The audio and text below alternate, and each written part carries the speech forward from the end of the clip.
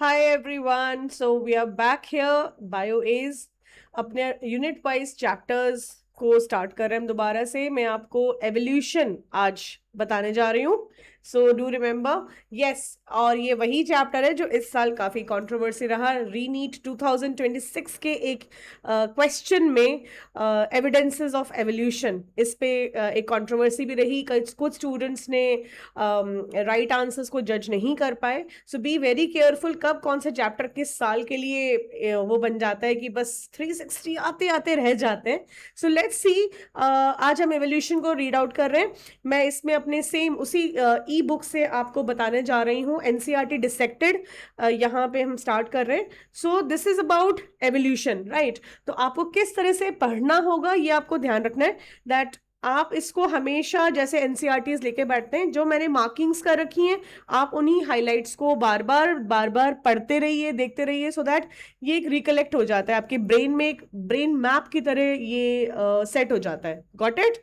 So let's start. इसको पढ़ते हैं. And this is topic wise definitely lengthy है, लेकिन हमने इसको इतना क्रिस्प बनाने की कोशिश की है. और जहां पे भी हो सकता है मेमोनिक्स के साथ मैं इसको बताने की कोशिश करूंगी. इसके अलावा अगर आपको कोई टॉपिक पर्टिकुलरली दोबारा से समझना है या कोई भी बात उसमें आपको डाउट्स लग रहे हैं, तो आप प्लीज कमेंट करिए, so that I will create it again और I will contact you on that number, so that we can help you out with some other tricks. Right. All the best. Evolution. So finally evolution biology क्या होता है, what is it. ये study होती है, ये biology की history है. So it is the study of history of life forms on the earth. Now introduction की अगर हम बात करते हैं, stellar distances are measured in light years. So light years जो हमारे स्पेस में जो मूवमेंट होती है, that is distance is so huge कि उसको लाइट ईयर्स में मेजर किया जाता है. So what we see today, जो हम आज देख रहे हैं इन एन ऑब्जेक्ट, इसमें आप देखिए मैंने ब्रैकेटिंग करी है, असर्शन विद ए ऑप्शन बनता है हमारा. So what we see today is an object whose emitted light started its journey millions of years back. हो सकता है मिलियंस की जगह अभी किसी करेक्ट में बिलियन लिखा हुआ आ जाए. So remember it is millions of years back and from trillions of kilometre away and reaching our eyes now. तो ये है assertion with A option. Next we talk about the origin of life is considered unique, right? Unique event in the history of universe. So universe is vast. आपको ये भी ध्यान रखना है that the universe is vast. All right. Next, almost 20 billion old. अच्छा, galaxies क्या होते हैं? They contain stars and clouds of gas and dust. So stellar यहाँ पे मैं लिख दिया ब्रैकेट में भी, stellar distance measured in light years. अब यहां देखते हैं important timeline. This is a easy way to understand it. So 20 billion years ago origin of universe happened. Origin हुआ यूनिवर्स का. कौन सा थ्योरी सबसे मोस्ट कॉमन थ्योरी है इसका? That is the big bang theory. Next you can see here, ये present अगर हमारे डेज हैं तो इससे पहले ही जस्ट कुछ ही ज्यादा गैप नहीं है इनके बीच में इवेंट्स का, एंड वो ज्यादा गैप नहीं है, लेकिन still it is in billion years of age. जैसे 4.5, तो आप ऐसे याद रख सकते हो, डिसेंडिंग ऑर्डर में याद रख सकते हैं 4.5. तो 4.5 4 3 2 ऐसे 4 3 2. ठीक है. 4 4:30 4 और 3 और 2 बजे बाय किया, by. So it is BYA, that is billion years ago. Formation of earth होती है 4.5 बिलियन ईयर्स. 4 बिलियंस में origin of life on earth. इन दोनों के बीच में 500 मिलियन ईयर्स का गैप है. 3 billion years non cellular forms of life appeared, और 2 बिलियंस में cellular forms of life appeared. Next, अब हम पढ़ रहे हैं the big bang theory, the origin of universe. तो अब ओरिजिन ऑफ यूनिवर्स जब हम पढ़ते हैं, अ सिंगल ह्यूज एक्सप्लोजन. सो ये पूरी एक समरी है, जो हमारा जो पेज दिया हुआ है ये वहां की एक समरी है. The big bang theory, the origin of universe. तो इसमें हम देखते हैं a single huge explosion, universe expanded, temperature came down, formation of hydrogen और हीलियम हुआ, और इससे हाइड्रोजन हीलियम जो भी मतलब इसमें दो एलिमेंट्स हमारे प्रेजेंट थे, कंडेंसेशन हुआ due to gravity, formation of galaxies is made up of stars and clouds of gas and dust. इसको हम मिल्की वे गैलेक्सी कहते हैं। Next is the formation of earth. अगर हम अर्थ की फॉर्मेशन देखते हैं, formation of earth which lacked atmosphere, वो है 4.5 बिलियन ईयर्स अगो। But surface of earth was covered with water vapour, and इसमें था वाटर वेपर है, वाटर वेपर स्प्लिट हुआ in the presence of UV radiations, तो उससे हाइड्रोजन और ऑक्सीजन बनता है। अच्छा, यहाँ पर surface of earth is covered with ammonia, उसमें अमोनिया भी था और मीथेन भी था। सो ये कंबाइन हो गए, इन्होंने कंबाइन करके अदर फॉर्म्स बनाए like water vapour, CO2 and other forms. अच्छा, ऑक्सीजन बना स्टार्टिंग में, बाद में ओजोन भी बना, एटमॉस्फेयर वाज फॉर्म, तब ओजोन बना, and then atmosphere also started cooling down, temperature ठंडा होता गया, and it fell as rain and filled depressions. जो अर्थ के क्रस्ट में जो डिप्रेशन थे उसको फिल किया। Oceans were formed and life emerged 4 billion years ago. Life emerged 4 billion years ago. Next, how did life came on the earth, life I कहाँ से? तो इसके लिए अब ये सारी थ्योरीज हम देखते हैं। थ्योरी ऑफ स्पेशल क्रिएशन है, theory of panspermia, theory of spontaneous generation, इसके बाद theory of biogenesis, and then comes the another theory, the chemical evolution. तो इस तरह से हम इनकी प्रिमिटिव थ्योरीज पढ़ते हैं। स्टार्टिंग की थ्योरीज को काफी डिस्क्रेडिट मिला क्योंकि वो साइंटिफिक नहीं थे। So the theory of special creation जो सबसे पहले मैं बता रही हूँ, it has 3 connotations. ठीक है, these are all conventional religious literatures, so which tells about the theory of special creation. इसके 3 connotations हैं, so 3 versions हैं और तीनों गलत हैं। that all living organisms या species or types that we see today were created as such, ये सब as such बने थे। 2, second is that the diversity was always the same since creation and will be the same in the future also. Third, 3, that earth is about 4,000 years old. Next comes the theory of panspermia. इसमें did life came from outer space? So some scientists believe that it came from outside. Early Greek thinkers thought units of life is called spores were transferred to different planets including Earth.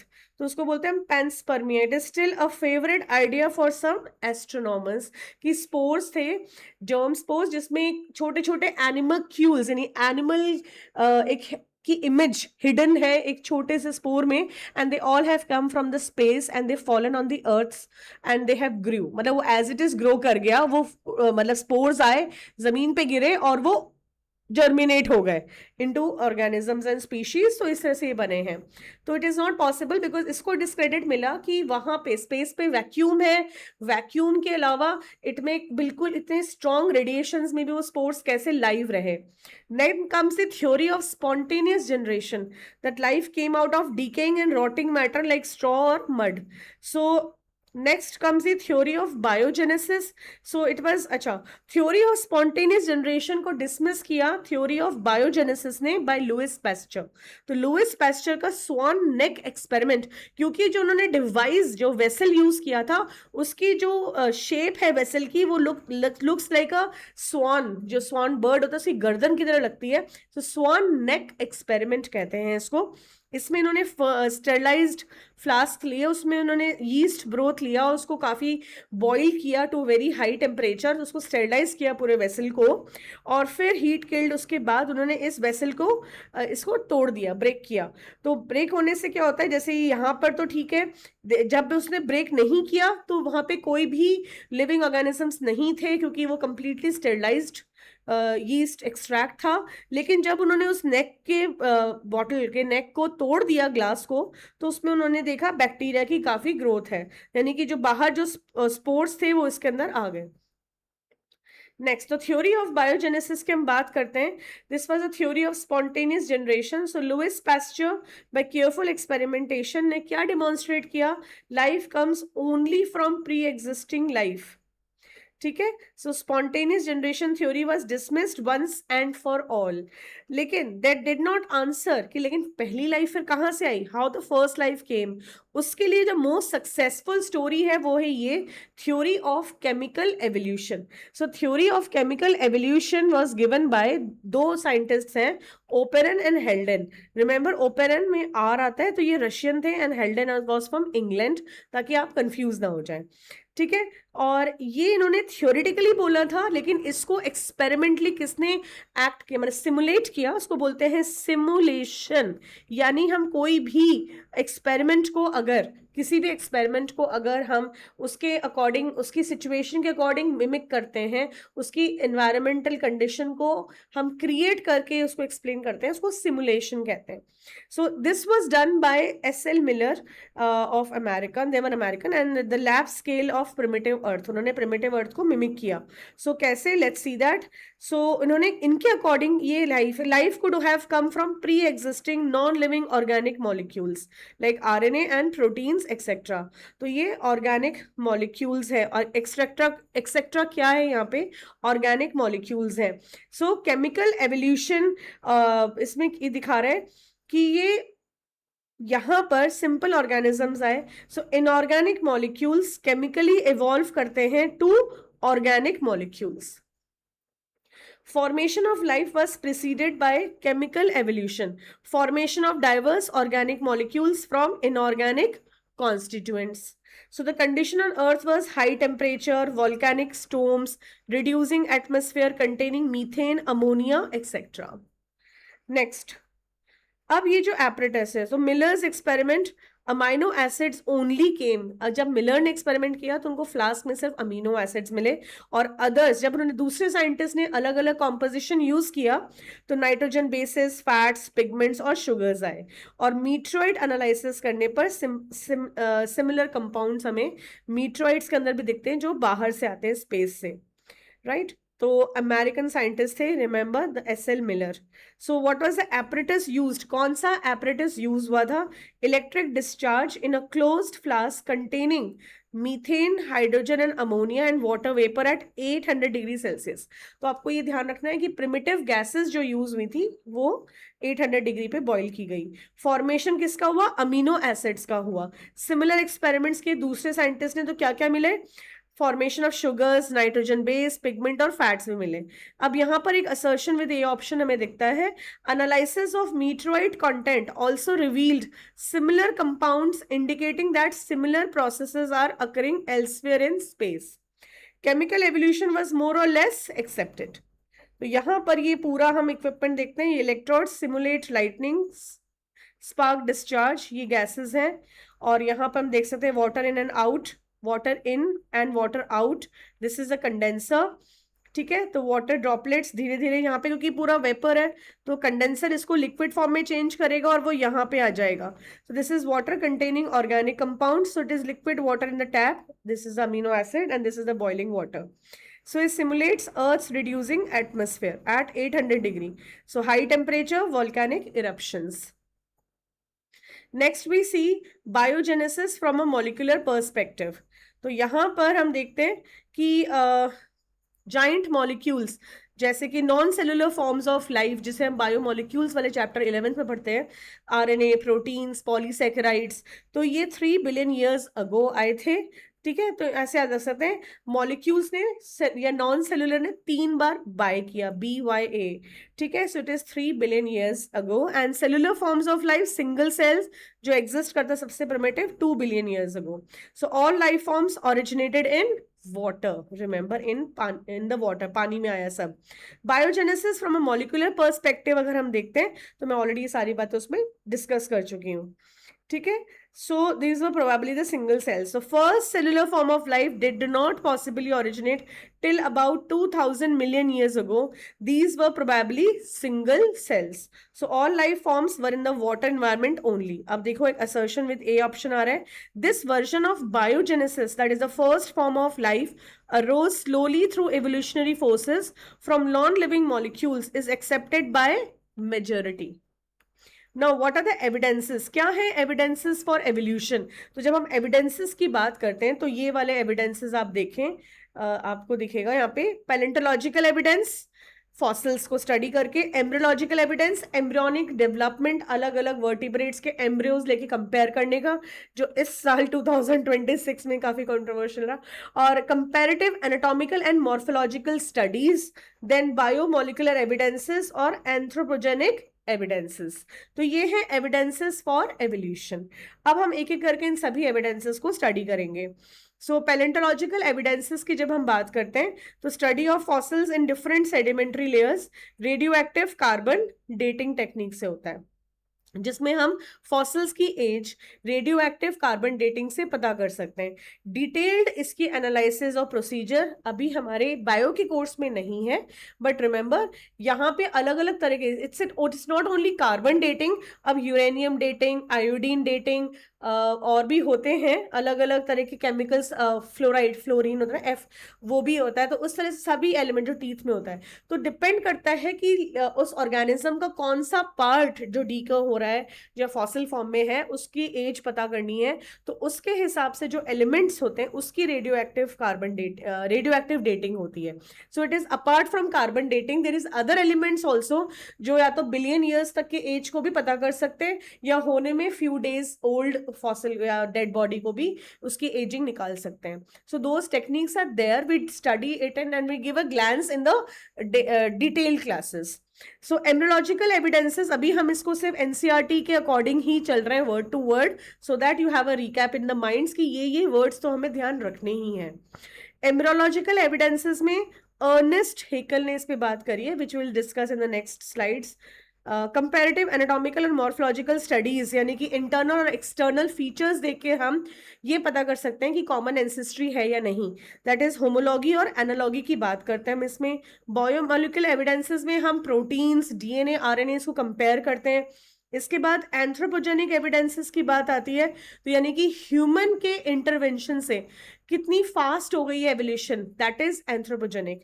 तो ये है industrial melanism, selective breeding techniques जो हम humans कर रहे हैं for better breeds, production of resistant species because of नए नए तरह के रिसर्च इन medicine, antibiotics, pesticides, herbicides use करने से।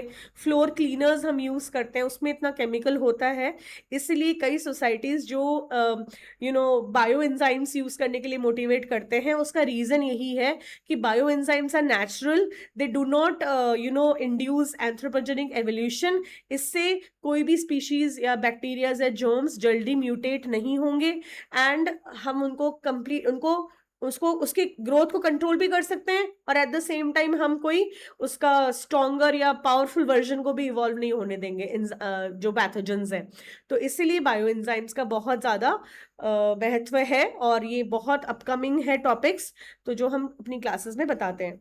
So production of resistant species in the terms of plants और माइक्रोब्स जो बहुत जल्दी हो जाता है because of the use of harmful strong chemicals. Next is evidences for evolution की जब हम बात करते हैं तो सबसे पहले हम बात करेंगे पेलेंटोलॉजिकल एविडेंसेस। पेलेंटोलॉजिकल एविडेंसेस में हम आते हैं एक बात और, जब हम उसको हम जब क्लासेस में पढ़ाएंगे तो जब स्टूडेंट्स को हम ऑलरेडी बता के चल रहे हैं कि जो एवोल्यूशन की बुक में ये वाला जो चैप्टर दिया हुआ है इस बुक में एनसीईआरटी में, इसमें हमने इसको 4 पार्ट्स में बांटा है और वो जो चारों पार्ट्स है ना काफी स्कैटर्ड है। तो अगर हम मैं पार्ट 1 पढ़ाने जा रही हूँ that is introduction origin of life हो जाता है, पार्ट 2 में हम सारी थ्योरीज डिस्कस करते हैं, थ्योरी स्प्लिट होके दी हुई है तो हम पहले सारी थ्योरीज को कवर करते हैं, फिर हम सभी एविडेंसेस को कवर करते हैं और 4th पार्ट में हम हार्डी वेनबर्ग और मॉडर्न एवोल्यूशन की थ्योरीज को समझाते हैं। तो इस तरह से जब हम पढ़ते हैं तो कनेक्ट हो जाता है बच्चे के साथ कि भाई मुझे एवोल्यूशन में ये टॉपिक्स इस पैटर्न में पढ़ने हैं। नेक्स्ट हम पेलेंटोलॉजिकल एविडेंसेस, यहाँ पर हमने एनसीईआरटी के पेजेस के अकॉर्डिंग इसको मोरलेस अलाइन किया है, बट हाँ जहाँ पे भी अब एविडेंसेस की बात हो रही है तो मैं आपको एविडेंसेस जहाँ जहाँ पे मेरे पास है मैं उन सबको आपको बताती जाऊंगी। जैसे सबसे पहला एविडेंस है पेलेंटोलॉजिकल, तो थोड़ा सा मैं स्लाइड को ऊपर नीचे कर देती हूँ as per the sequence of the theme जैसे पढ़ना चाहिए। फॉसिल्स को लेकर हम यहाँ देखेंगे। फॉसिल्स रिकॉर्ड्स क्या होते हैं, वो यूजुअली फॉसिल सेडिमेंट्री रॉक्स में होते हैं ड्यू टू हाई प्रेशर और टेम्परेचर। जो हार्ड स्केलेटल होता है वो इम्प्रिंट्स की तरह रह जाते हैं, उसी से हम एज पता कर सकते हैं। स्टडीज के थ्रू, आर्कियोलॉजिकल स्टडीज के थ्रू हम ये पता कर सकते हैं कि वो कब आए थे, और इसके बाद अगर हमें ऊपरी सरफेस पे और कोई फॉसिल मिलता है तो हम उनको कंपेयर कर सकते हैं कि अलग अलग जियोलॉजिकल टाइम स्केल में किस तरह से ऑर्गेनिज्म आया था, उसका कौन सा वर्जन ग्रो कर रहा था और अब वो कौन सा है। ऑब्वियसली जो सबसे डीप सीटेड फॉसिल्स हैं वो सबसे प्रिमिटिव होते हैं और जो सबसे सुपरफिशियल होते हैं वो सबसे कॉम्प्लेक्स होते हैं। रीसेंट वंस होते हैं। तो यहाँ पे हमें ध्यान रखना है, study of fossils in different sedimentary layers indicates geological period of their existence. जैसे ये ओल्डेस्ट फॉसिल्स हैं विद इंक्रीजिंग, ये यंगेस्ट फॉसिल्स है, increasing age is from top to bottom, सबसे बॉटम मोस्ट सबसे पुराना होगा, राइट। नेक्स्ट, अब हम एविडेंसेस के अंदर, पेलेंटोलॉजी के अंदर यहाँ पर ये दो चीजें हैं जो हमें तीन ब्रैकेट्स करी हुई हैं, तो इनको पढ़ लेते हैं। Rocks form sediments and a cross section of earth's crust indicates the arrangement of sediments one over the other during the long history of earth. तो ये इस तरह से हम लोग इसको डिस्कस करते हैं। This is assertion with A option. Next हमारा आता है असर्शन विद बी ऑप्शन।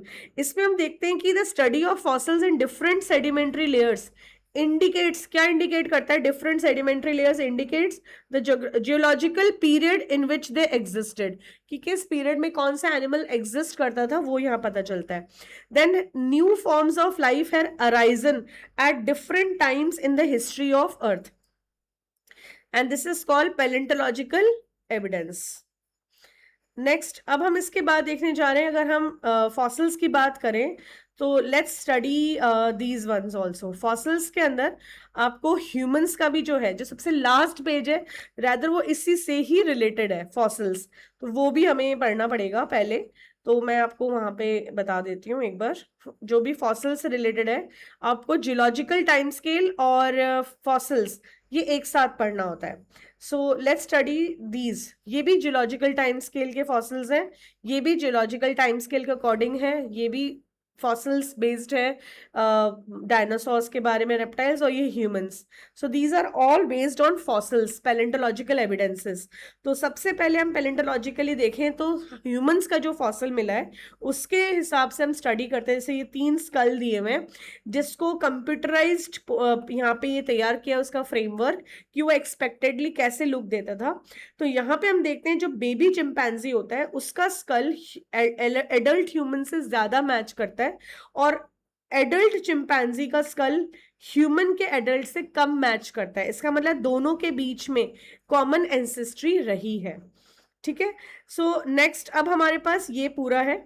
इसके लिए ना पहले मैं आपको एक थीम देती हूँ, उसको कैसे याद रखना है। देखो यहाँ पर है ड्रायोपैथिकस, रामापैथिकस, ऑस्ट्रेलोपैथिकस, फिर आता है Homo habilis, Homo erectus, Neanderthal man and Homo sapiens.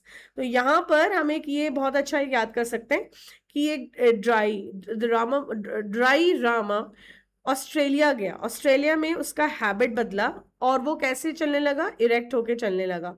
फिर वो नियांदरथल गया और वहां पे वो मॉडर्न हो गया, modern man, homo sapiens. So here you can सी सारे ईयर्स है, क्रेनियल कैपेसिटी है, रिमार्क्स और फीचर्स हैं जो एनसीईआरटी के अकॉर्डिंग है, तो इनको मैं पढ़ देती हूँ। ड्रायोपैथिकस की अगर हम बात करें तो 15, तो ठीक है। तो 15 में आपको कैसे याद रहेगा? ड्रायो और रामा में 15, माया, ये सब है माया, मोह माया वाले, माया याद रखना। ह्यूमंस में माया, मोह माया होती है, तो it is MYA, Maya, a million years ago, ठीक है। सो 15 2 सीधे 2 पे आ गए हम, ठीक है। उसके पास होमो हैबिलिस में कोई मेंशन नहीं है, हमें बुक के अकॉर्डिंग देखना है। होमो इरेक्टस 1.5, तो ये है 1 लाख to 40,000 ईयर्स अगो, और ये ice age 75,000 to 10,000 years ago, right. तो यहाँ पर अब जब हम देखेंगे 15 मिलियन में मोर एप लाइक और ये है मोर मैन लाइक, तो यहाँ पे it is hairy, walked like chimpanzee and gorilla. 2 million years पे क्या था? ऑस्ट्रेलोपैथिकस के फीचर्स, ऑस्ट्रेलोपैथिकस के जो फीचर्स हैं, and there are few fossils of man like bones have been discovered in Ethiopia and Tanzania. Then 3 to 4 million years ago, man-like primates walked in East African grasslands, and they were probably not taller than 4 feet but walked upright. Evidences show they hunted with stone weapons, यानी वो पत्थरों से, पत्थर के weapons बनाते थे stone age, and then वो fruits भी खाते थे। Homo habilis habit में उसका जो brain size है 650 cubic centimeter to 800 cc है। First humans like being hominid जिसे हम कहते हैं, probably वो meat नहीं खाते थे, वो भी वेजीज थे।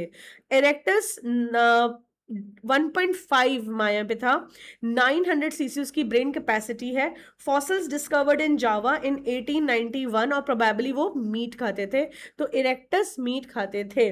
ठीक है, you remember erectus, homo erectus, मतलब वो इरेक्ट होके चलने लगा जब, तो वो मीट खा रहा था, वो नॉन वेजिटेरियन हो गया।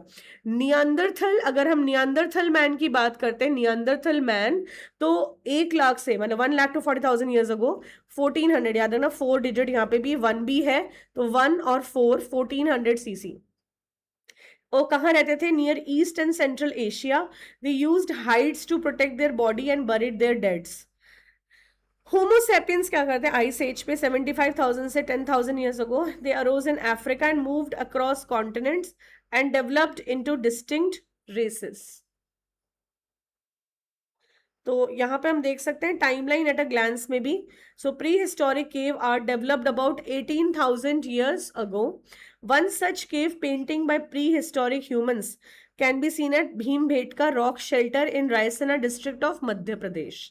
तो अब ऐसे याद रखेंगे। एग्रीकल्चर कब आया? 10,000 साल पहले ह्यूमन सेटलमेंट हुई, क्योंकि पानी दिखा तो वहाँ एग्रीकल्चर का सेटलमेंट हुआ, छोटे छोटे गाँव बसे, सिविलाइजेशन आया। उसके बाद तो जब हिस्ट्री में डिफरेंट टाइप्स ऑफ सिविलाइजेशंस पढ़ते हैं और उसकी डिक्लाइन, सो मोर और less it is about art, culture, politics, so and technology, that the human evolution is more उसके चारों तरफ घूम रही है अब, है ना। The rest of the what happened is a part of human history of growth and decline of civilisation. Summary हम लास्ट में पढ़ेंगे ऑफ कोर्स, और यहाँ पर जो पूरी टाइमलाइन है ये भी हम लास्ट में आएंगे इस पेज पर, क्योंकि मैं आपको सिर्फ पैलेंटोलॉजिकल यानी फॉसिल्स पढ़ के हम कैसे कैसे इसको सीख रहे हैं वो बता रही हूँ। तो ये भी फॉसिल बेस्ड है। यहाँ पर आप देख सकते हो एक फैमिली ट्री है डायनासोर्स की and their living modern day counterpart. कौन है वो दो ऑर्गेनिजम्स जो स्पीशीज जो डायनासोर के काउंटर पार्ट है? क्रोकोडाइल और बर्ड्स, आपको ध्यान रखना है। ठीक है, so it is crocodile and birds. तो यहां पर हम देख सकते हैं, इसको हम बेस से स्टार्ट करते हैं पढ़ना। यहां पर ब्रेकियोसॉरस है, लॉन्ग जिराफ लाइक नेक थी उसकी और लॉन्ग फोरलिम्स थे।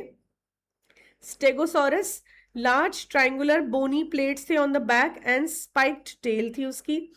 Archaeopteryx, transitional fossil between non avian dinosaurs and birds था। क्रोकोडाइल्स, फिर टेरानोडॉन, इसके बाद ट्राइनोसॉरस रेक्स आया और ट्राइसेरेप्टॉप्स। ट्राइसेरेटॉप्स में 3 हॉर्न डायनासोर्स हैं और ट्राइनोसॉरस में height 20 feet and dagger like teeth biggest dinosaurs में थे। राइट, तो इस तरह से हमने ये कंप्लीट किया। नेक्स्ट इज, यहां पर हम देखेंगे, इसको याद रखने का एक तरीका है, जैसे यहाँ पर 350, लेकिन इससे पहले आप प्लांट्स कर लो, प्लांट्स करने से जरा जल्दी याद होगा। देखो यहाँ पर PMC, PMC pre medical coaching, ऐसे ध्यान रख सकते हो। पीएमसी, पेलियोजोइक, मेसोजोइक और सीनोजोइक। इसके बाद हम देखेंगे हर एक जोन में, सो इसमें है एराज। ठीक है, तो ये है एराज में हम, जब हमने एरा देख लिया, so now we are going to talk about Paleozoic era, Mesozoic and Cenozoic era. And then we will talk about these further divisions: Silurian, Devonian, Carboniferous, Permian. ठीक है, तो हम ऐसे कर सकते हैं एस डी साहब कहाँ गए? सीपी गए। वहां पे टीजे, ताज में उन्होंने क्या पिया? कॉफी। फिर क्या बोला? T Q, thank you. So like this you get the first letters and you can make out something. ठीक है, तो SD like somebody's name and then SD went to CP, ऐसे करके।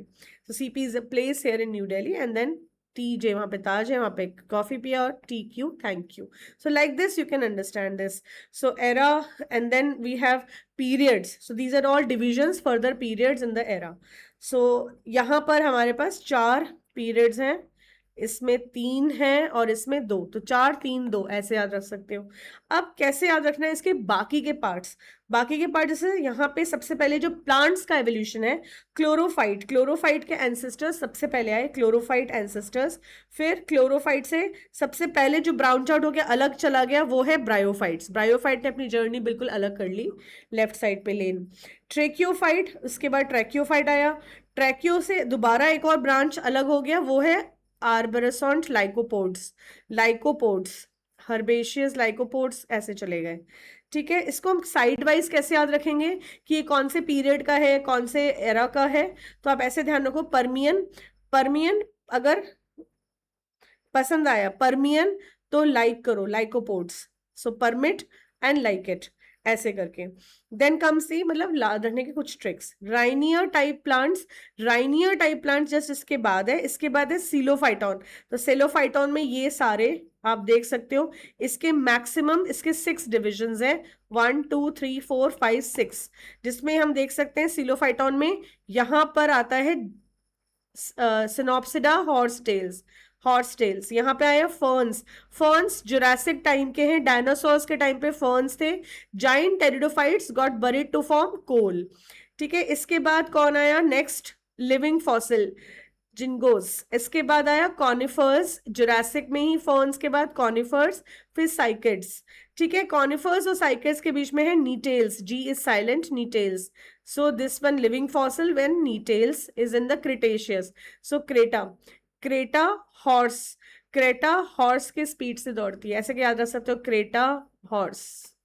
ठीक है, और उसके बाद 2 जीजी वाले प्लांट्स हैं, and here it is gymnosperms, progymnosperms, इसमें सीड फर्न्स, साइकेड्स, साइकेड्स के बाद डाइकॉट पहले आता है, फिर मोनोकॉट्स। तो यहां वाली साइड जो है right hand side is completely flowering plants. So पहले डाइकॉट्स फिर monocots. So it is like this. So this is how we understand and learn it. The key takeaways हम देख लेते हैं। की टेकअवेज में है different types of plants evolved in different period of time, Paleozoic, Mesozoic and Cenozoic. Bryophytes are ancestors of chlorophytes. Lycopodium are ancestors of tracheophytes. Coelophytons are common ancestors for progymnosperms, ferns, gingos, conifers, netales, sphenopsids. Origin of monocots is more recent than that of dicots. Giant ferns, pteridophytes, were present 200 million years ago, but they all fell to form coal deposits slowly. So it is like this. Next we talk about the key takeaways of this particular chart.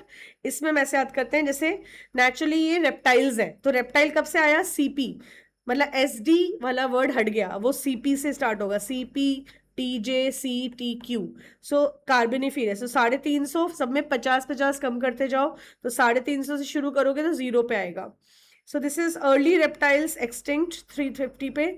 यहाँ पर सबसे पहले जो इस race में से अलग हो जाते हैं वो है टर्टल्स। कहते हैं तो सबसे स्लो चलूंगा मैं, तो सबसे लेफ्ट लेन पे चलूंगा, तो यहाँ पर हम इसको ऐसे याद दिलाते हैं कि इसको सबसे पहले लेफ्ट पे कर दो, ये धीरे धीरे आ रहा है। तो ये है सौरोप्सिड्स और ये है साइनैप्स। साइनैप्स बना ऐसे याद रखना, बस साइनैप्स वर्ड से याद रखना, साइनैप्स ऑफ न्यूरॉन्स आप याद रखना, साइनैप्स वाले अलग हो गए। ऑफशूट ऑफ मैमल्स, ये मैमल्स की लाइन यहाँ पे आ जाती है।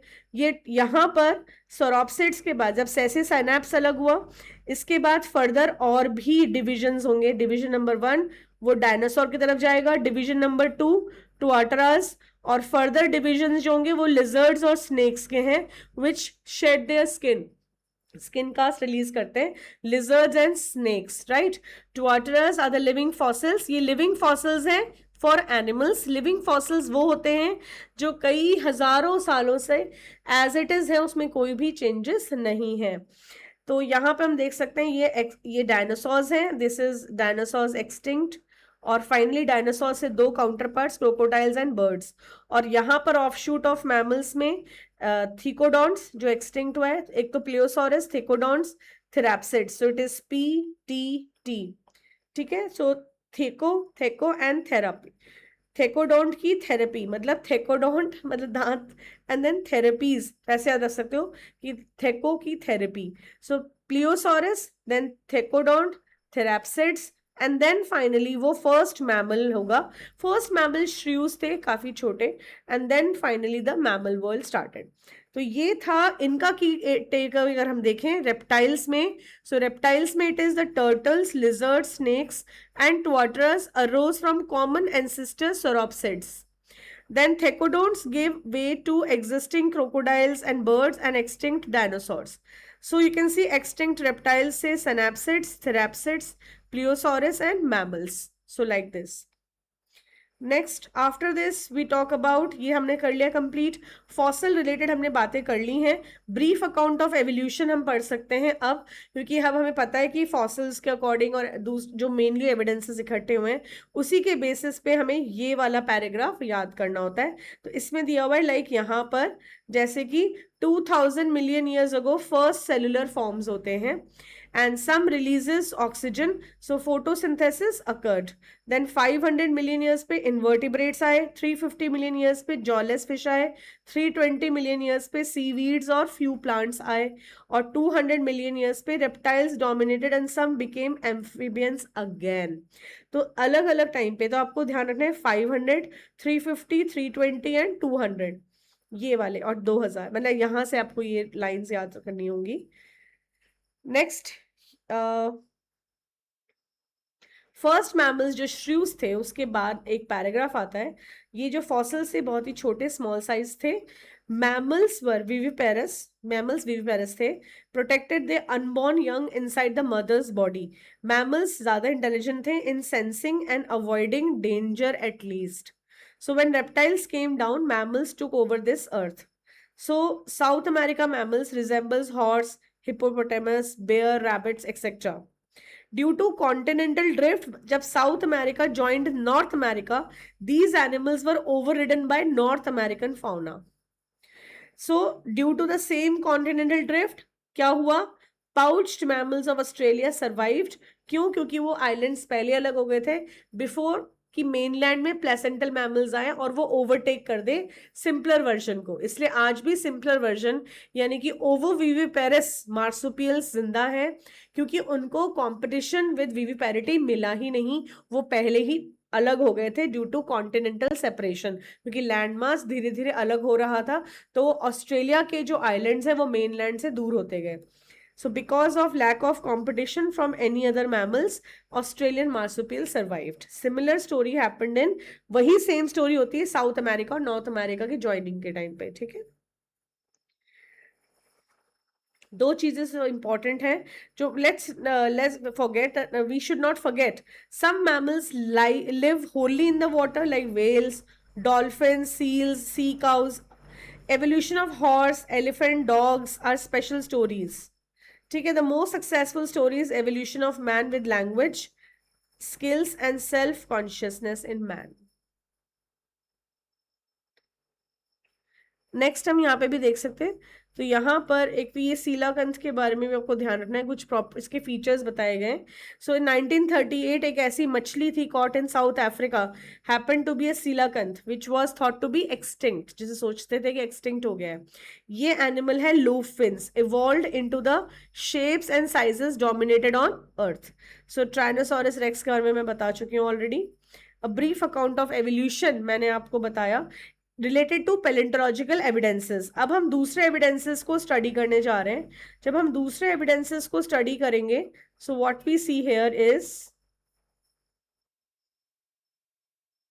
यहाँ पे yes,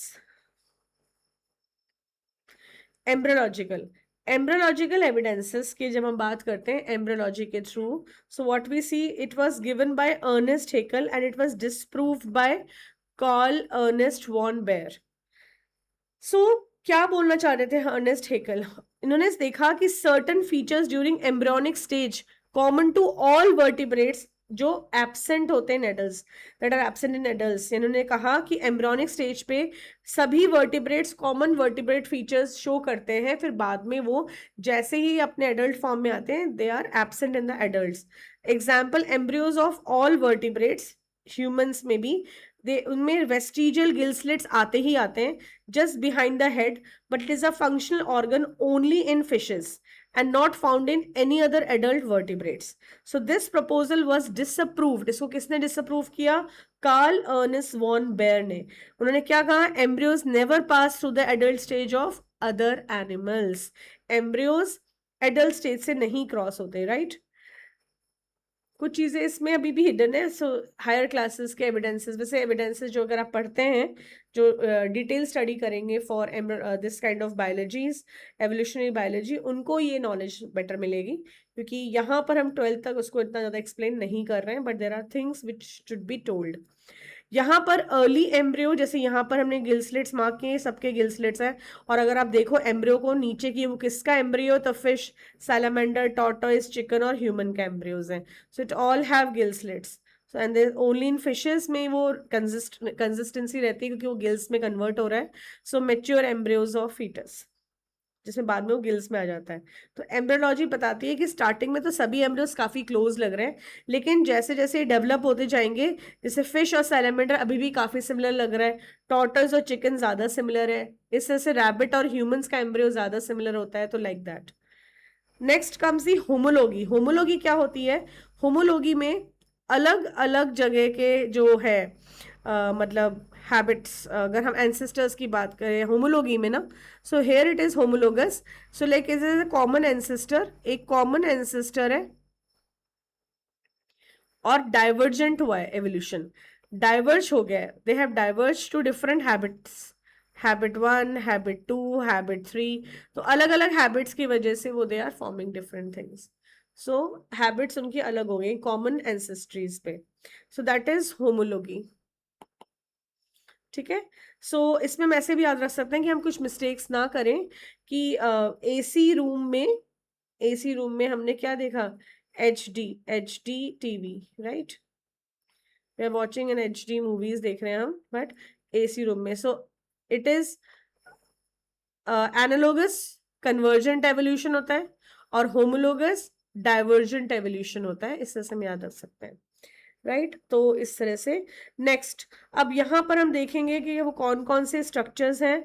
so they have basically similarities in the pattern of bones of fore limbs. अगर हम मैमल्स की बात करें, fore limbs of mammals, so they have different functions in these, they have similar anatomical structures. So ये जो same structure developed along different directions due to adaptations to different needs. This is divergent evolution and these structures are homologous. So homology indicates common ancestry and vertebrate hearts or brain are the examples. इसमें examples होते हैं. And in the plants, the thorns and the tendrils of bougainvillea and cucurbita represents homology. So homology is based on divergent evolution. Next, अगर हम यहाँ देखें, wings of bats and butterflies, flippers of dolphins and penguins, then root nodules में modification, अगर हम देखें root modifications में, sweet potato, potato tuber में स्टेम मॉडिफिकेशंस। एक minute students, this is analogy के डायग्राम्स, मेरे होमोलॉगी डायग्राम मैंने यहाँ दिए हैं नीचे, you can see here, bougainvillea and cucurbita, ये है होमोलॉगी के examples. Tendrils, thorns and tendrils, दोनों का जो ओरिजिन है वो है एक्सियल पोजीशन से origin, and but they both have different functions. Thorns are meant for preventing them from grazers, यानी कि जो पौधे खा सकते हैं, जो हर्बीवोर्स, वो उनको ना खाएं, थॉर्न्स की वजह से, कांटे की वजह से उसको अपने आप को प्रोटेक्ट करते हैं ये। और टेंड्रल्स ऐसे ये होते हैं, इस तरह से जो टेंड्रल्स होते हैं ये इंश्योर करते हैं सपोर्ट। इसी तरह से वर्टिब्रेट्स के अंदर भी हम देख सकते हैं, man, cheetah, whale and bats, similar pattern of bones और फोरलिम्स। तो ये हम देख सकते हैं स्ट्रक्चर्स ये वाले, so bones and muscle, similar pattern of bones और द फोरलिम्स में। So man, cheetah, whale and bat, ठीक है। So like this we have divergent evolution, these structures are homologous. यहाँ पर जो मैंने ये डायग्राम अभी रीड आउट किया था ये थोड़ी देर पहले, ये एनालॉगी के एग्जाम्पल्स हैं, जिसमें स्ट्रक्चर दोनों सेम है, विंग्स विंग्स, लेकिन इंटरनली अगर हम एक बैट का देखें तो उसमें तो बोन्स एंड मसल्स हैं, और बटरफ्लाई का देखें तो वो प्रोटीन का बना हुआ है कंप्लीटली, ठीक है। And flippers of dolphin, dolphin and penguins, तो penguin is a bird and dolphin is a mammal, तो दोनों में सिमिलैरिटी आ गई है, क्योंकि दोनों के अलग अलग एंसेस्टर्स सेम हैबिटेट में आ गए और वाटर मीडियम, और वो स्विम कर रहे हैं, तो they need to swim. Similarly ये दोनों सेम फंक्शन कर रहे हैं, potato tuber and sweet potato, they both are doing storage, but at the same time दोनों का ओरिजिन अलग है, वो रूट है, वो स्टेम है। नेक्स्ट अगर हम देखें तो यहाँ पर आप ये टेबल देख सकते हो, याद कर सकते हो। Parameters, common ancestry, homologous organs yes, analogous organs no, anatomical structure में सिमिलर हैं ये दोनों, ये नॉट सिमिलर, फंक्शंस परफॉर्म में ये डिफरेंट है, अडेप्टेशंस टू हैबिटेट, और एनालोगस में सेम। टाइप ऑफ एवोल्यूशन में ये डाइवर्जेंट एवोल्यूशन है, लेकिन एक यहां से एंसिस्टर वो रेडिएट आउट हो रहा है टू डिफरेंट प्लेसेस, और कन्वर्जेंट ये कन्वर्ज हो रहा है to similar play from different habitats to from different ancestors. ये डिफरेंट एंसिस्टर्स से एक कॉमन हैबिटेट में आया है, इसका हैबिटेट कॉमन है।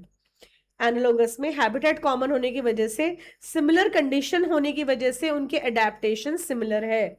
एग्जाम्पल्स ये मैंने आपको बता दिए हैं। Next is biochemical. अगर हम डीएनए प्रोटीन मैच देखते हैं, आरएनए देखते हैं, तो मैचिंग करने से पता चलता है कि एक प्लांट किंगडम में भी वही एटीजीसी सीक्वेंस है डीएनए के अंदर, एमआरएनए में भी हमारे वही न्यूक्लियोटाइड्स हैं जो फंगल वर्ल्ड में है, which is same even in the bacterias. So we all have evolve from the chemical. जो ओशन में जो हमने केमिकल इक्वेशंस देखी थी, वो कई कुछ हद तक काफी मोस्ट एक्सेप्टेड है कि भाई सभी ऑर्गेनिजम्स वहीं से आए। So similar proteins genes, so same functions, common ancestry दर्शाता है। बायोकेमिकल में भी they have a shared ancestry. Next अगर हम एविडेंसेस ये सारे देख चुके हैं, सो नाउ अब हम देखने जाएंगे एंथ्रोपोजेनिक एविडेंसेस, नेचुरल सिलेक्शन के बेसिस पर। एंथ्रोपोजेनिक मतलब जहां पे ह्यूमंस का इंटरवेंशन है।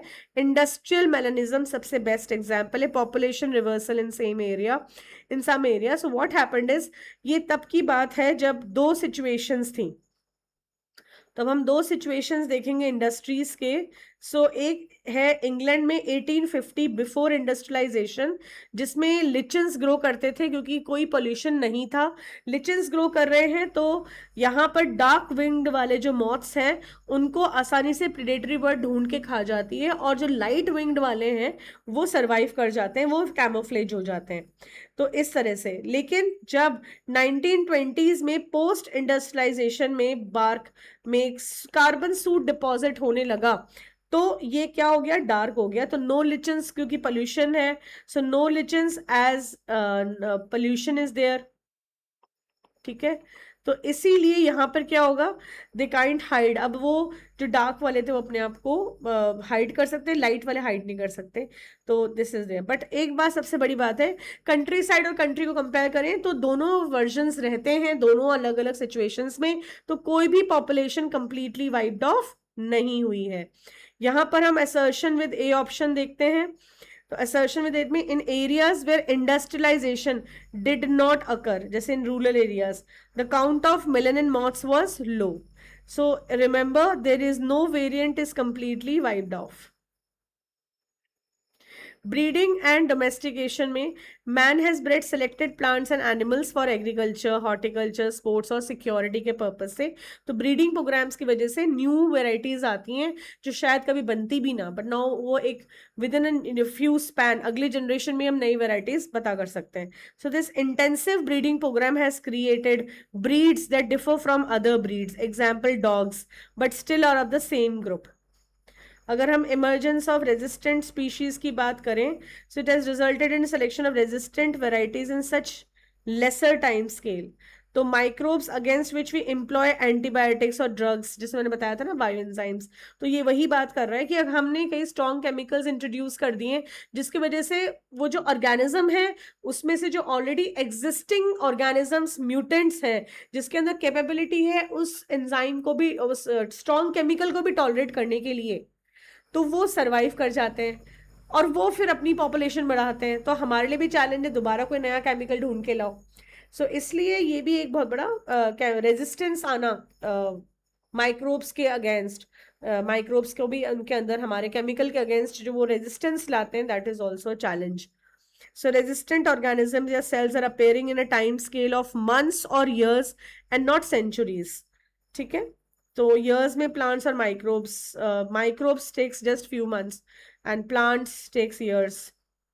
प्लांट्स किसके अगेंस्ट, मतलब कैसे इवॉल्व होते हैं, due to herbicide and pesticide resistant, और microbes antibiotic resistant. So conclusion क्या है? Evolution is not a direct process in the sense of determinism.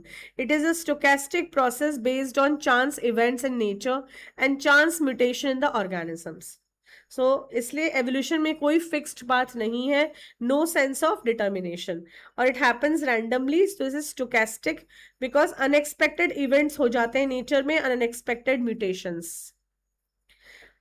Next हम लोग बात करने जा रहे हैं थ्योरीज की. मतलब अभी हमने एविडेंसेस सारे मैनेज कर लिए हैं, अब हम बात करने जा रहे हैं थ्योरीज. तो अब एक एक्सक्लूसिव पार्ट थ्योरी का मैं बताने जा रही हूँ, जिसमें हम लेमार्क देखेंगे सबसे मोस्ट प्रिमिटिव, उसके बाद हम डार्विन देखेंगे, और डार्विन के बाद we are going to see Hugo de Vries. तो ये 3 स्टोरीज हम देखने वाले हैं. सो ऑल अबाउट, पहले हम लोग ह्यूगो डे व्रीज देख लेते हैं. सो ह्यूगो डे व्रीज के बारे में यस, अच्छा, एल्फ्रेड वेलिस यहाँ पे मेंशन्ड है. सो so let's see who was he. So he was also a naturalist. He loved nature. He wanted to be an observant and giving his views. तो मलाय आर्चिपेलागो नाम का जो आइलैंड है, वहां पे भी उन्होंने वो सिमिलर टाइप्स के कंक्लूजन्स निकाले जो डार्विन ने बताए थे. सो सेम टाइम पे, and that too same time, similar conclusions. ठीक है.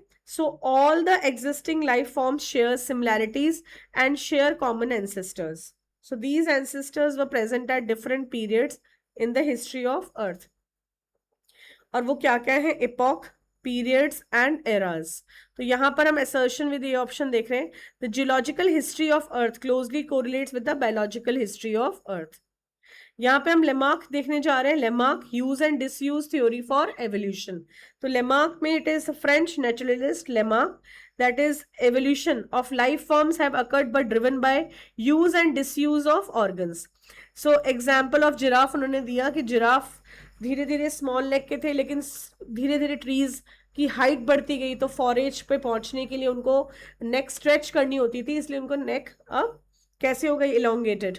और स्नेक्स अपने लेग्स यूज नहीं करते, वो दे प्रेफर्ड कि वो क्रॉल करके चले, तो उनकी लेग्स हट गई. लेकिन इसको डिस्क्रेडिट मिला कि ऐसे कैसे हो सकता है. तो एक साइंटिस्ट थे जो यहाँ मेंशन नहीं है इसमें, लेकिन Weismann, what he said, he cut the tail of the rats for 30 generation. और उसके बाद भी जब जनरेशन में, उसके बाद की जनरेशन में भी टेल आई, तो उन्होंने कहा इन चूहों को इतने सालों से बिना टेल के रहने की आदत है, फिर भी स्टिल इट इज देयर. तो कुछ तो रीजंस हैं कि इनहेरिटेंस जो इनहेरिट करता है जो प्रॉपर्टीज गैमीट्स के थ्रू, सिर्फ वही अगली जनरेशन में जाती हैं. एक्वायर्ड कैरेक्टर जो सिर्फ लाइफ स्पैन में एक इंडिविजुअल ने अपने अंदर ही किया है, लेकिन वो उसके जेनेटिक चेंजेस में नहीं हुआ है, वो ट्रांसफर नहीं होता. That was the Lamarck's. Lamarck was not able to answer all these, so discredit हुआ. बट डेफिनेटली इनकी थ्योरी में कुछ पार्ट एक्सेप्टेड है, उसको नियो लेमार्किज्म कहते हैं, जिसमें जेनेटिक्स इन्वॉल्व है. सो लेमार्क में use and disuse theory for evolution. After this हम बात करेंगे नेक्स्ट जो कौन है नाउ. यस, एक Malthus, sparks behind Darwin's theory, a possible influence. तो कहते हैं कि अब हम चार्ल्स डार्विन पे आ रहे हैं, जिनके लिए बहुत कुछ हमें बोलना है.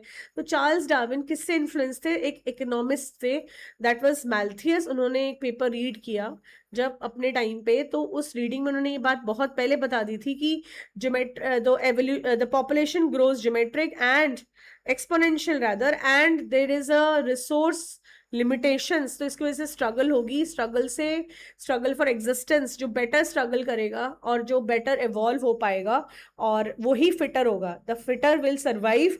Hair fitness means reproductive fitness, means they are able to produce progenies in minimum requirements also.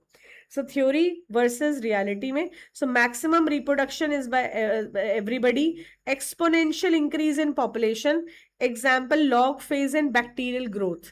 ठीक है, तो वो तो है क्योंकि they are getting everything, there is no predation and food, so they can grow.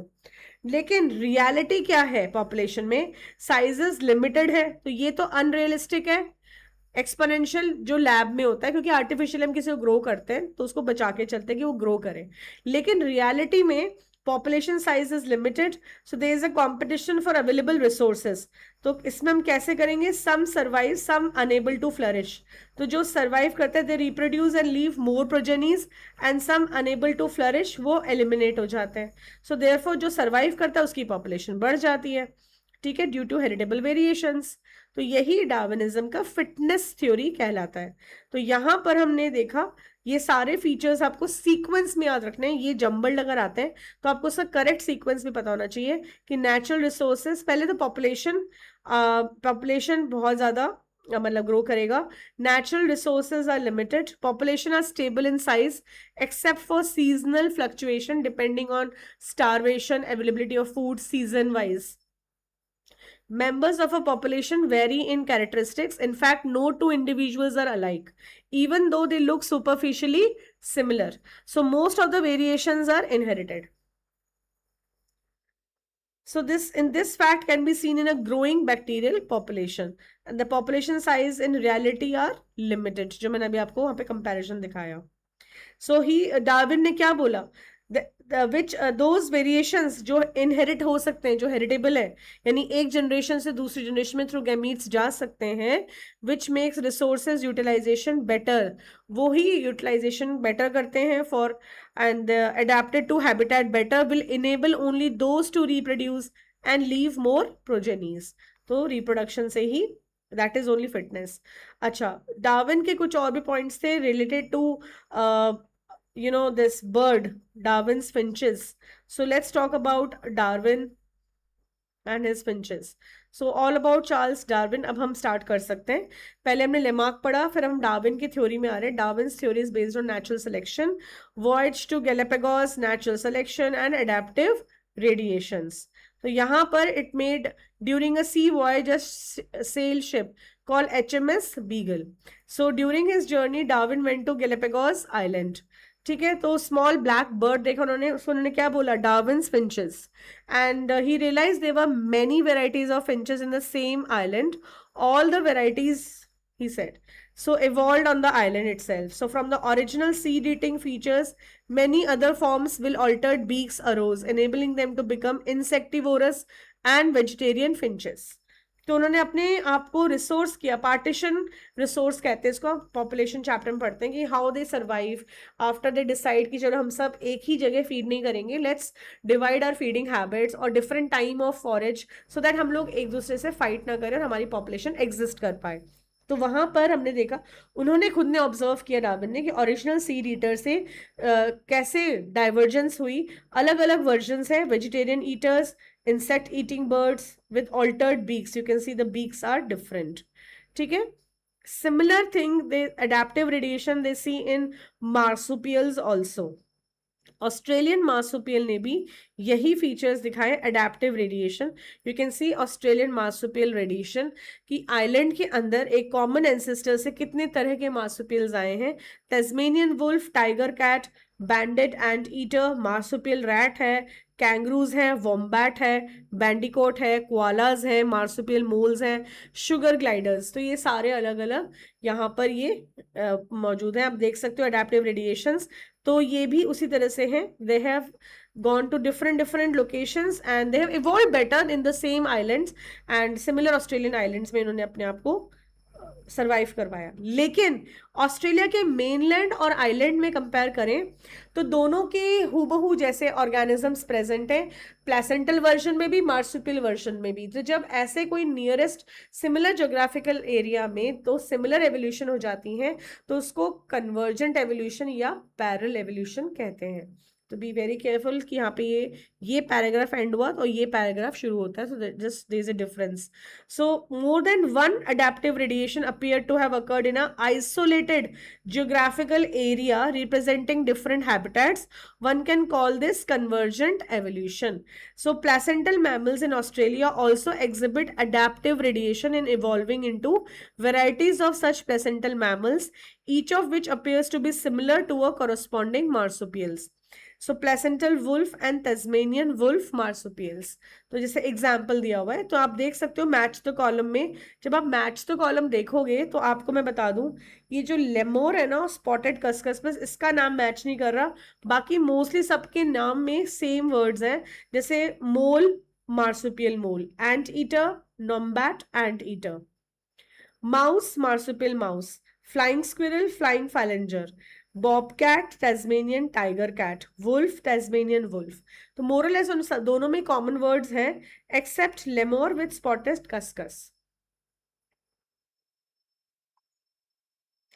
Next, इसके बाद हम देखेंगे कि डार्विन ने इस बात को बोला था कि पॉपुलेशन में ऑलरेडी जब सिमिलर लगते सारी पॉपुलेशन, कोई माइक्रोब्स है उसमें 2 या 3 म्यूटेंट्स हैं, तो हमें तब तक पता नहीं चलेगा जब तक उनका मीडियम चेंज करके उनको कोई एंटीबायोटिक्स ना दे।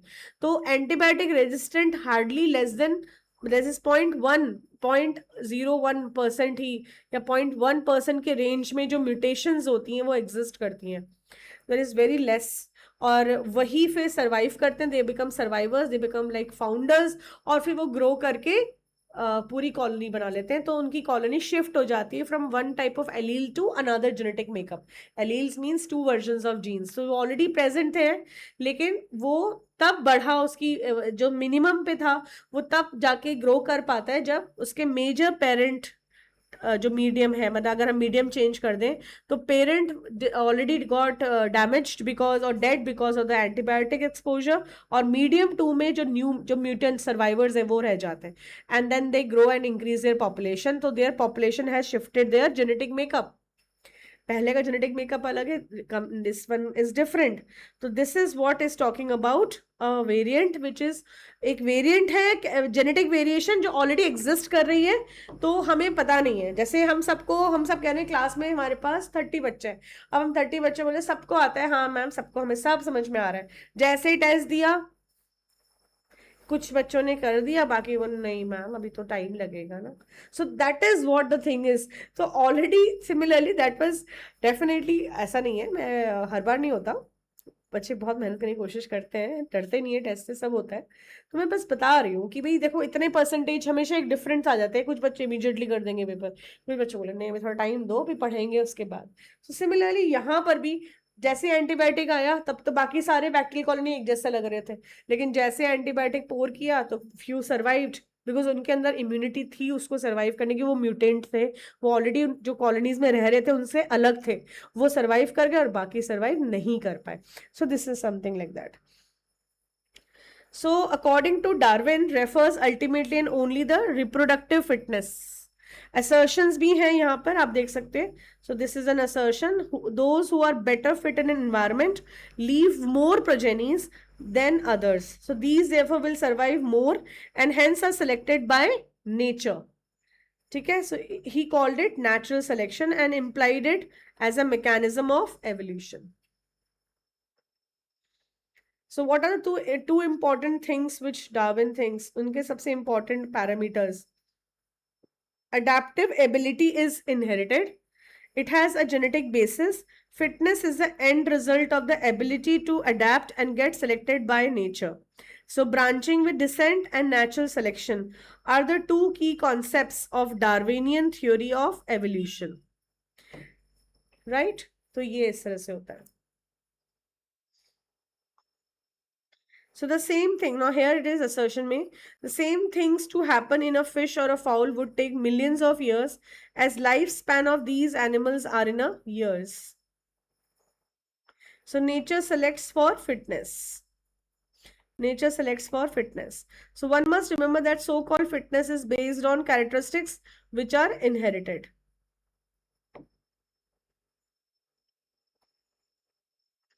नेक्स्ट बच्चों में देख लेती हूँ अब हमारे कौन सी थ्योरीज बच रही हैं इसके अलावा भी.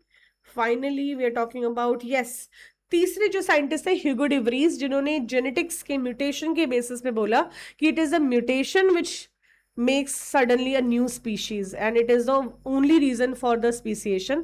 तो उनको ये बोला गया कि this can be one of the reasons but not the only reason, because mostly जो mutations होते हैं वो silent होते हैं, वो express नहीं होते, और अगर होंगे तो वो कई बार कुछ detrimental हो जाते हैं, यानी कि fatal, कुछ कैंसरस में मोस्टली देखा उस कैंसर्स. तो म्यूटेशन के बेसिस पे speciation only is not the answer to it, कि भाई स्पीशीज कैसे बनती हैं. अच्छा, ये जो तीनों थ्योरीज दे रहे हैं ये सभी के सभी यही बताने की कोशिश कर रहे हैं कि नए स्पीशीज कैसे आते हैं. यही है थ्योरी, जो थ्योरीज चल रही है ना इतनी देर से, what they want to tell, वो अपने अपने तरीके से एक्सप्लेन कर रहे हैं कि नए स्पीशीज कैसे बनते हैं. सो ह्यूगो डी व्रीज ने बोला थ्रू म्यूटेशंस. तो यहां पर हमने देखा म्यूटेशंस कैसे डिफाइन होता है. Mutations are random and directionless while the Darwinian variations are small and directional. So evolution for Darwin was gradual, while Hugo de Vries believed mutation caused speciation and hence called it saltation. Single step large mutation को हम saltation कहते हैं.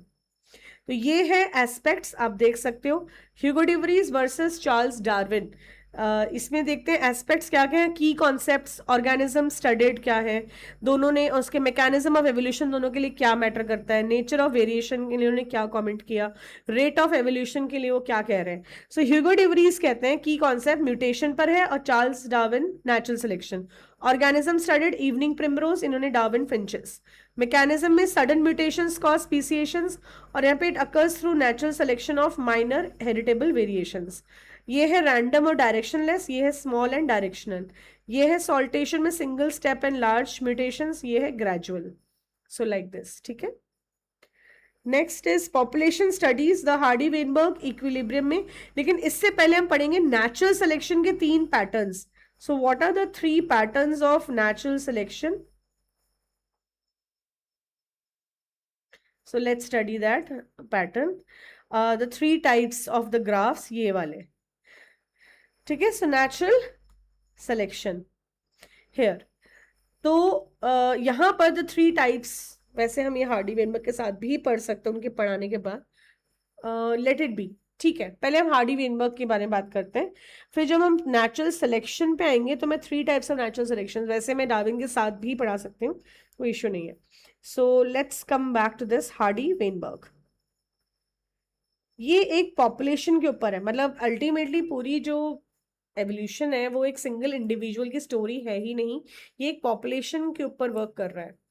तो population studies में Hardy and Weinberg, they are actually mathematicians and they have applied algebraic rules that how we are able to calculate the genotypes and phenotypic those frequencies in a population. मतलब हम dominant और recessive gene को उन्होंने 2 alphabet से explain किया, P alphabet, small P और small Q. जो small P है वो है डोमिनेंट एलील, जैसे कि मेंडल के कैपिटल टी को हम मान लेते हैं पी, और क्यू होगा स्मॉल टी. सो क्या होता है, अगर अल्टीमेटली 10 मेंबर्स हैं तो उसके पास 2n हेप्लॉइड के हिसाब से कितने होंगे, 2 इंटू 10 इज इक्वल टू 20 उनके पास जीन्स है, टोटल एलील्स है. अब इन 20 एलील्स में कुछ डोमिनेंट है कुछ रेसेसिव है, तो पी और क्यू. तो ऑब्वियसली पी प्लस क्यू इस इक्वेशन में हमेशा 20 होगा. तो as a common equation P plus Q is equal to 1. तो अगर हमें पी पता है तो हम क्यू निकाल सकते हैं 1 से माइनस करके, एंड वाइस वर्स. तो ये तब है जब जीनोटाइप के बारे में बात चल रही है. अब जीनोटाइप अगर हमें पता है ना, किसी भी तरह से न्यूमेरिकल में हमेशा आपको वैसे भी क्यू मिलेगा रेसेसिव, क्योंकि वो होमोजाइगस कंडीशन श्योर शॉर्ट है.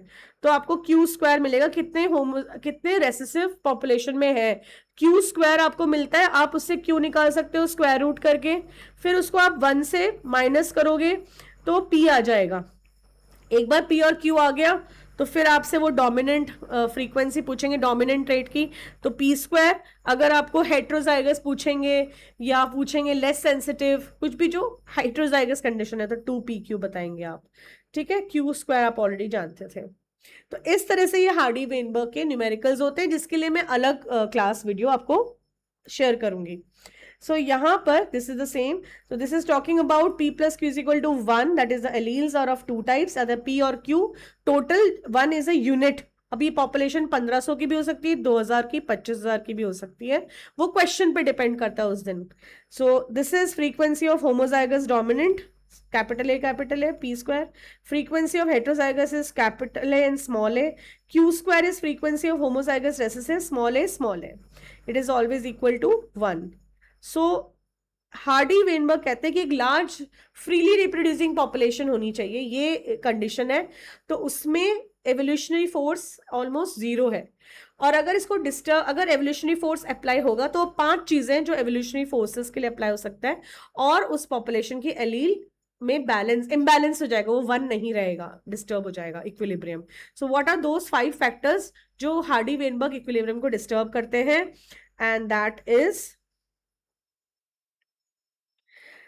ये है जीन माइग्रेशन और gene flow, gene genetic drift, mutation, genetic recombination, natural selections. ये फ्रीक्वेंसी चेंज कर देंगे, ठीक है। तो बेसिकली देखो, gene genetic recombination is meiosis, gametes के टाइम पे ये हमेशा होगा, ठीक है। Natural selection is a final decision maker कि हाँ ये जो चेंजेस हैं ये एक्सेप्ट हुए जाएं।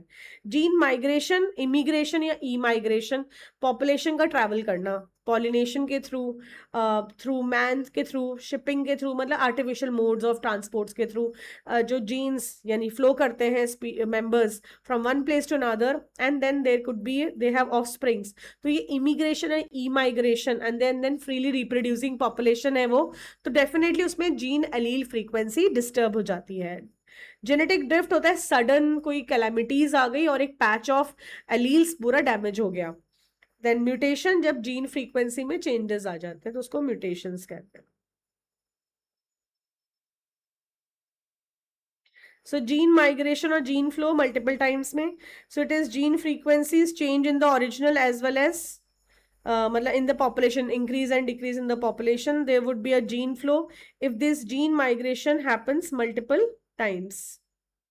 Genetic drift occurs by chance, so some same changes occurs by chance, उसको genetic drift कहते हैं। Original drifted population में founders कहते हैं। Mutation, few generation, this would result in speciation, so mutation already exist करता है, but depends कि वो express होगा कि नहीं, और दैट डिपेंड्स। सो फ्यूजन, तो इसलिए उसमें थोड़ा सा कंट्रीब्यूशन है स्पीसीएशन का। स्पेशली जो एसेक्सुअली रिप्रोड्यूस करते हैं ऑर्गेनिजम्स, लोअर ऑर्गेनिजम्स, वो कंप्लीटली म्यूटेशन बेस्ड ज्यादा है।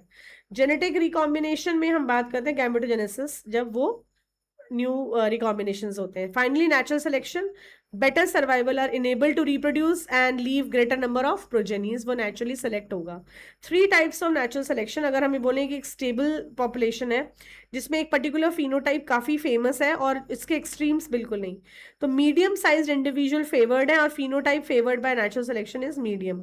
More individual with mean characters, यानी कोई कॉमन कैरेक्टर जो सबसे ज्यादा कॉमन है इस पॉपुलेशन में, और कुछ भी जो एक्सेप्शनल है, अलग दिख रहे हैं, वो एक्सेप्ट नहीं हो रहे हैं। तो अगर ये स्टेबल, ये ऐसे ही कंटिन्यू होता है तो उसको बोलते हैं स्टेबलाइजिंग, जिसमें एक्सट्रीम्स को एक्सेप्ट नहीं किया जाता। जैसे कि नियोनेट्स, यानी कि नए जो जन्माए बच्चा है, अगर उसका बॉडी वेट मीडियम साइज का है तो वो सरवाइव कर जाता है, और अगर वो ओबीस है या अंडर वेट है तो यूजुअली एनएमआर मतलब नियोनेट्स मोर्टेलिटी रेट ज्यादा होती है उनकी।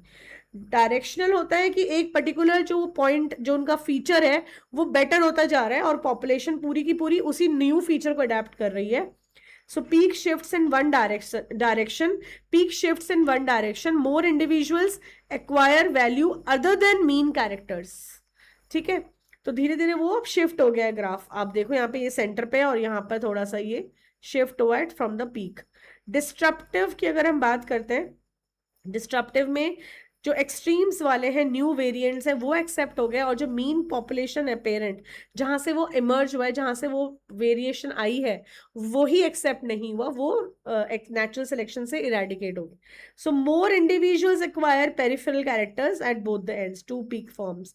सो दिस हैपेंड इन मॉलस्क के अंदर, शेल्स का एग्जाम्पल है इसके अंदर, बुक पे नहीं है लेकिन we teach it in the class as an example. और डायरेक्शनल में आप बात कर सकते हो ह्यूमंस के एवोल्यूशन की।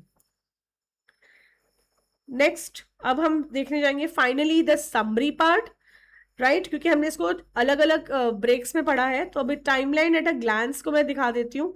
टाइमलाइन एट अ ग्लांस में टाइम पीरियड 20 बिलियन ईयर्स में origin of universe, 4.5 billion years में origin of earth, 4 billion years ago life appeared on earth, 3 billion years ago first non cellular forms of life originated, 2 billion years ago में first cellular form of life in water environment, 500 million years ago में invertebrates आए, 350 million years में jawless fish appeared, 320 MYA बोलती हूँ मैं, MYA, 320 MYA में sea weeds and few plants appeared, 200 MYA में some land reptiles went back to water and evolved into fish like reptiles, 65 माया में dinosaurs disappeared, 15 माया में Dryopithecus and Ramapithecus appeared, 3 to 4 million years में man like primates walked in east African grasslands, और 2 माया में ऑस्ट्रेलोपैथिकस appeared, 1.5 माया में होमो erectus appeared. and 1 lakh to 40,000 years ago Neanderthal lived. 75,000 to 10,000 years ago में Homo sapiens emerged. Ice age period था वो. 18,000 years ago में prehistoric cave art and 10,000 years ago में agriculture began. तो यहाँ पर हम देख सकेंगे अब summary में chemical evolution formation of biomolecules preceded the appearance of the first cellular form of life. तो precede मतलब पहले हुआ evolution of chemicals, फिर cellular form आया. Variation in a population results in variable fitness. Other phenomena like there are habitats, so there are habitat fragmentation, genetic drift may accentuate these variations, leading to appearance of new species and hence evolution. Homology is accounted for by idea of branching with descent. Story of evolution of modern man is most interesting, appears to parallel evolution of human brain and language. इसके साथ ही हुआ, ठीक है? Okay students, मैंने आपको सारा glimpses already पूरे इस बैच इसका दिखा दिया है. आपको कुछ भी फाइनली कोई डाउट है तो definitely do let me know. Alright, bye for now.